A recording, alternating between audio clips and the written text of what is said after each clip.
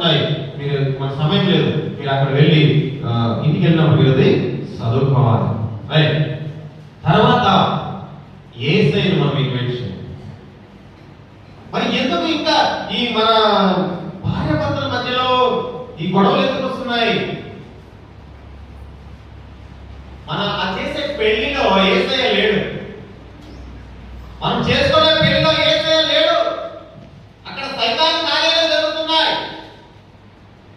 నేను రీసెంట్ గా ఒక సంఘంలో పెళ్లి కోసం వెళ్ళినప్పుడు ఒక అబ్బాయి మంచి నిమ్మపండుతో ఒక కత్తి జోలో పెట్టుకుని వస్తున్నాడు. రే బాబు ఆగు, ఇక్కడే ఆగు. మొదటగా ఆ నిమ్మపండును ఆ కత్తి తీసి పక్కన పెట్టిరా. లోపలికి వచ్చిన నీవు శాపం ఇదే కన్నాను, నీకు మంచి జరగదు అనేసాను. అందరికీ ఎందుకంటే చెప్పాలి, చెప్పే బాధ్యత మాది, చెప్పకుండా మా తప్పదు. దాని ఉద్దేశం ఏంటి మీకు బాగా తెలుసు. నేను అడిగాక చెప్పాలి, నేనే చెప్పేస్తాను త్వరగా. నిమ్మపండు ఉంటే కత్తి ఉంటే దయ్యాలంట. అరే నీ వస్తున్నదే దేవుని ఆలయానికి, దయ్యాలు ఉంటాయా దేవుని ఆలయంలో? దేవుని దయ్యాలు నిలబడతాయా? ఒకవేళ నీలో ఉన్నా కూడా దొరుకుని బయటికి పారిపోతా దయ్యాలు. హల్లెలూయా, హల్లెలూయా. నిమ్మపండు ఉంటే భయపడుతుందా దయ్యం? ఇది ఎక్కడ విచిత్రం. నిమ్మపండుకు భయపడుతుందా దయ్యం? నీ విశ్వాసం బాగుండాలి.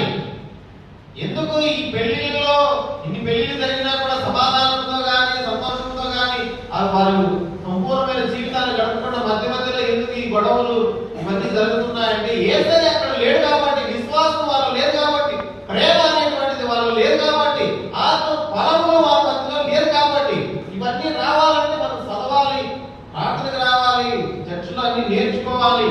ఆ నేర్చుకున్నట్టు అవన్నీ కూడా మనలో వస్తాయి.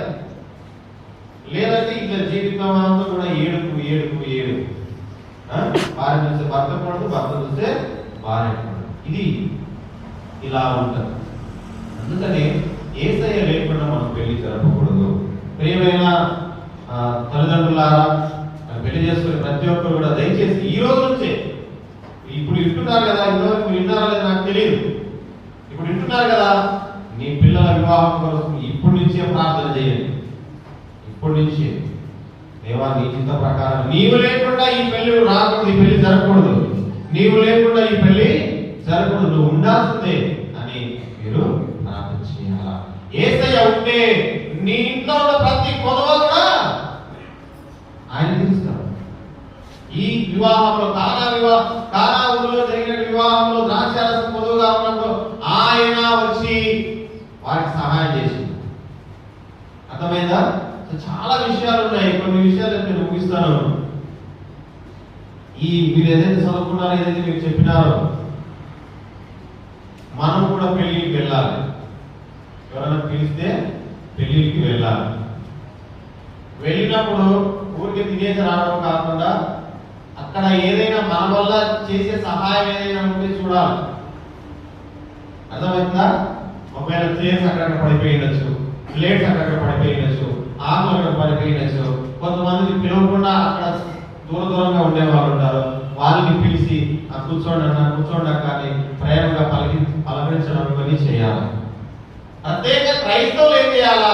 పెళ్లి జరిగే సమయంలో మనము అక్కడ నిలబడాలా. పెళ్లి కోసం పెళ్లి కొరకు మరి పాస్టర్ గారు ఎక్కడ ఉన్నారో ఆ స్థలంలో మనం నిలబడి వారు చెప్పే మాటలు జాగ్రత్తగా వినాలి, వాక్యం వినాలి, ఆరాధన వినాలి, ప్రార్థన చేయాలి.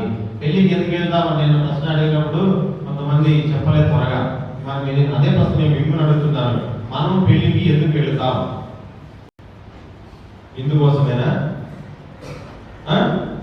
చూడు, జవాబు రాలే. ఇంకా ఎందుకు వెళ్తాం పెళ్లి కోసం? చెప్పండి, త్వరగా చెప్పాలా, టైం లేదు. పెళ్లికి ఎందుకు వెళ్తాం? అరే నీ లగ్న పత్రిక పైన రాసింది కదమ్మా, మీరు మీ బంధుమిత్రులు కుటుంబ సమేతంగా వచ్చి వధూవరులను ఇంతసేపు ఆలోచించడం, ఆశీర్వదించడానికి వెళ్తాం. మన దౌర్భాగ్యం ఏమంటే ఎవరు కూడా ఆశీర్వదించరు. అలా బయట తిరుగుతుంటారు, అలా వెళ్తుంటారు, ఇదే చేస్తారు కానీ మనస్సు నిండా మనస్పూర్వకంగా ఎవరు కూడా ఆశీర్వదించరు. మొక్కలు ఉడుకుతున్నాయా? అయిపోయి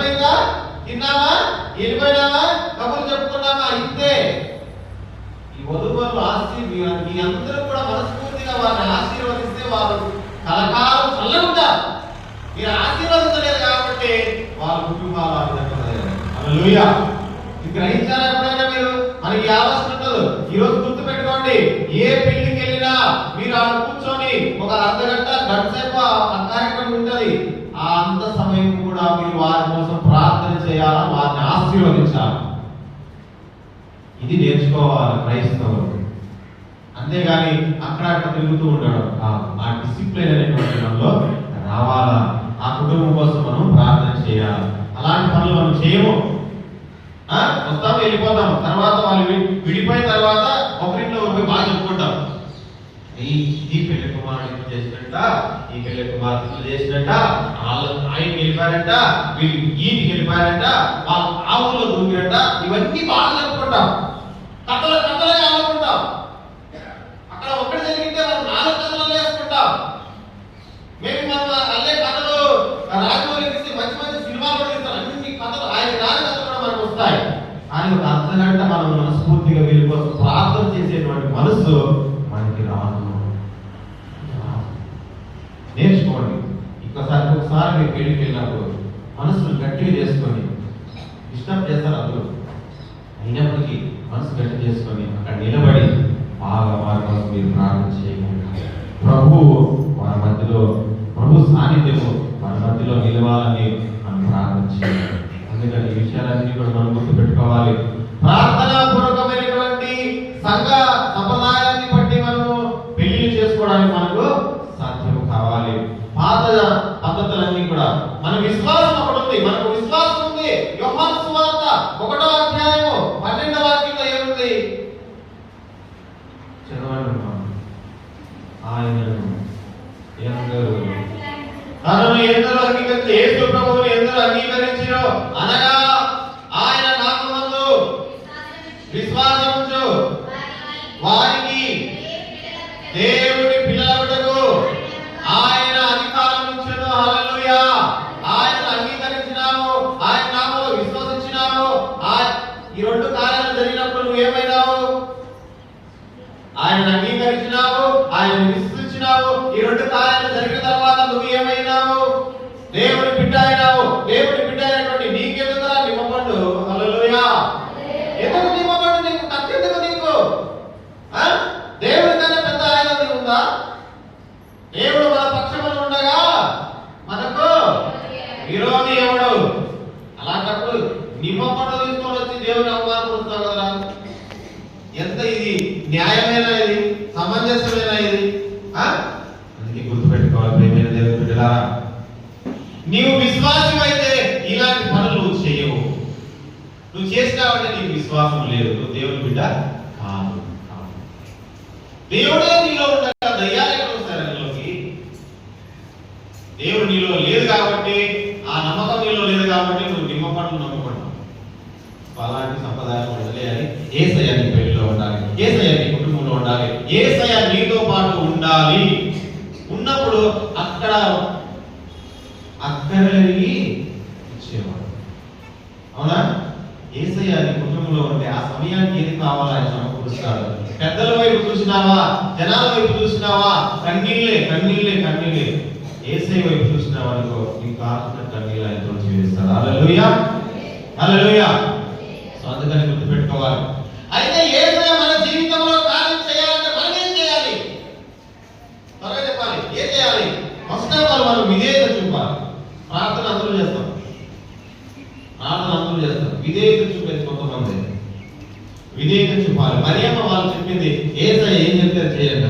ఇప్పుడు అదే వాక్యం మనం కూడా యేసయ్య ఏం చెప్తే మనం చేయాలి. అది చేసినట్లయితే నీ ఖాళీ అయిపోయిన కుండ, ఆ బాణలు దేవుడు నింపబోచున్నాడు. హల్లెలూయా. ఈరోజు నీ ఇంట్లో ఖాళీగా ఉండేటువంటి పాత్ర దేవుడు నింపడానికి సిద్ధంగా ఉన్నాడు. నువ్వు ఆయన మాటకు సిద్ధంగా ఉన్నావా? విధేయత అనేటువంటి విషయంలో నువ్వు ఆ పాత్రలో పెట్టగలిగితే, విధేయతని ఆ పాత్రలో పెట్టగలిగితే, యేసయ్యకు నువ్వు విధేయత చూపించగలిగితే, నూనెతో దేవుడు నీ పాత్ర నింపబోచున్నాడు. హల్లెలూయా, హల్లెలూయా. నువ్వు విధేయత చూపలేదంటే నీ పాత్ర ఎన్నటికీ నిండదు. అందుకని ప్రియమైన దేవుని బిడ్డలారా గుర్తుపెట్టుకోవాలి. విధేయత లేకుండా ఎన్ని ప్రార్థనలు చేసినా, ఎన్ని యజ్ఞాలు చేసినా వ్యర్థమే. మరియమ్మ చెప్పింది, వాళ్ళు చేశారు. యేసయ్య వెళ్ళాడు, ఆయన హస్తాలను పెట్టాడు.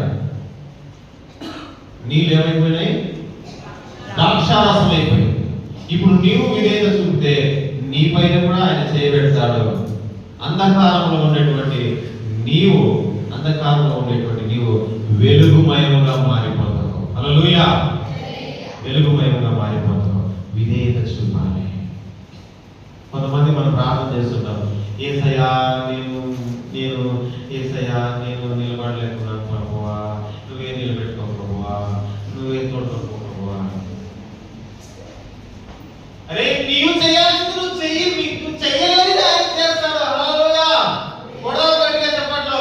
నువ్వు చేయాల్సింది నువ్వు చెయ్యి, నీ చేసే కార్యం ఆయన చేస్తాడు. హల్లెలూయా. ఇప్పుడు ఈ మార్గంలో ముళ్ళున్నాయి, అప్పుడు మరి ఏం చేయాలా?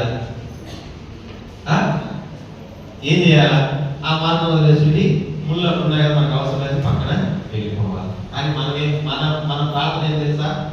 ప్రభువా నేను పోతున్నాను తండ్రి, ఈ ముళ్ళు నాకు తగలకుండా చూడు ప్రభువా. నువ్వు నన్ను పైకి ఎత్తుకొని వెళ్ళిపో ప్రభువా. ఒరే నీకు కాలిచ్చినాడు దేవుడు, మార్గం పక్కనే ఉంది. ఈ మార్గంలో పోలేకుండా నడవడానికి బద్ధకమై ప్రభువా నేను నడవలేకు, నేను లేవడానికి ఇబ్బంది పడుతున్నాను, కష్టపడుతున్నాను, అంటే నాకు సాధ్యం కాదని కాదు చెప్పేది, నేను లేవడానికి ఇబ్బంది పడుతున్నాను ప్రభువా.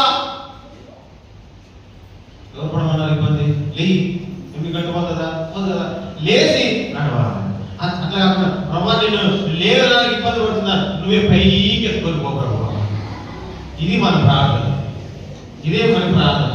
ప్రభా నేను ఏం పని చేయలేదు, నేను ఏం ఉద్యోగం చేయలేదు, కట్టలు రాలిపోవాలి ప్రభా. ఎవరైనా ఇలా ఉండకూడదు మన ప్రార్థన. మనం చేయగలిగే పని మనం చేయాలి, తర్వాత అడగాలి. నువ్వు పని చేయాలి, ప్రభువుని అడగాలి. నువ్వు పని చేయకుండా ప్రభువా నాకు డబ్బులు ఇవ్వు ప్రభువా, ప్రభువా నాకు డబ్బులు ఇవ్వు ప్రభువా, ప్రభువా నాకు ఇవ్వు ప్రభువా, నాకు మాట ఇవ్వు ప్రభువా, ఈరోజు బాగా అడిగేస్తాను ప్రభువా, సహాయం చేయి ప్రభువా. చదివి అడగాలి, హార్డ్ వర్క్ చేసి అడగాలి. పాపం ప్రార్థన చేద్దాం, అలా చేద్దాం.